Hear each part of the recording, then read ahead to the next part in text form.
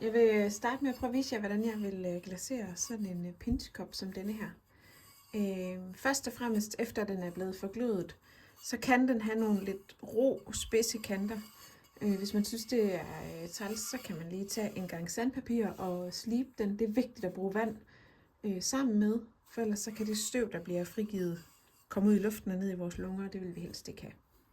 Hvis man sliber med vand, kan det være fint lige at vente en dag, før man går i gang med at glasere. Fordi sådan en kop her, den suger væsken til sig, så når du skal glasere den, så er det vigtigt, at den er helt tør.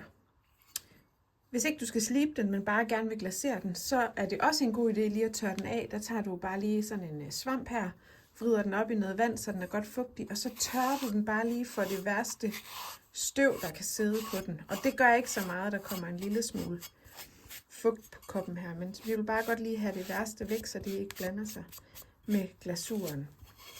Så du tørrer den lige over med din våde svamp.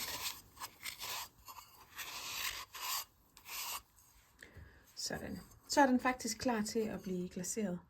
Jeg har valgt mig sådan en fin grøn farve som denne her, som jeg skal prøve at glasere koppen i. Så ja. Den skal have 2 til 3 lag, lidt afhængig af hvor tyk glasuren er. Og denne her glasur er faktisk sådan lige til den tykke side. Det skal gerne lige løbe lidt, når man løfter penslen. Så det vi gør, det er at putte lige en lille smule vand ned i glasuren og blander op.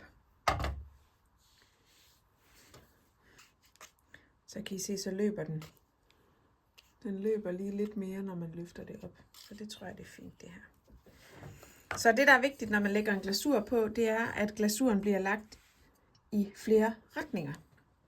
Så det vil sige, at jeg skal både lægge det nedad på den her måde og på tværs. Så jeg starter med at lave, i bunden kan det være lidt sværere, men der laver jeg nogle striber her i bunden. Kører rundt, og så er det vigtigt at sørge for at bruge godt med glasur.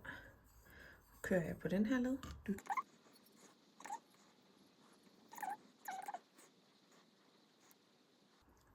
Jeg plejer, når jeg laver en kop som denne her, at give den de inderste lag først, og så de yderste lag bagefter. Det kan man jo gøre sådan, som man vil. Men nu kan man se, den er allerede ved at tørre en lille smule op herinde i bunden. Og lige så stille tørrer den også op på kanterne. Så når den er helt tør, så giver vi næste lag. Nu er koppen faktisk så godt som tør. Det kan være lidt svært at se på videoen, men det gør ikke noget, der er lidt mørke aflejringer, så længe det ikke er vådt. Okay, så nu har jeg givet min kop 3 lag, og som jeg sagde tidligere, så er det vigtigt, at der ikke er noget glasur under bunden. Så jeg har lige lidt siddende her, så jeg har taget min svamp og gjort den våd igen, og så tørrer jeg bare lige bunden fri for glasur. Så jeg er sikker på, at der ikke sidder noget under, som kan sætte sig fast til ovenpladen.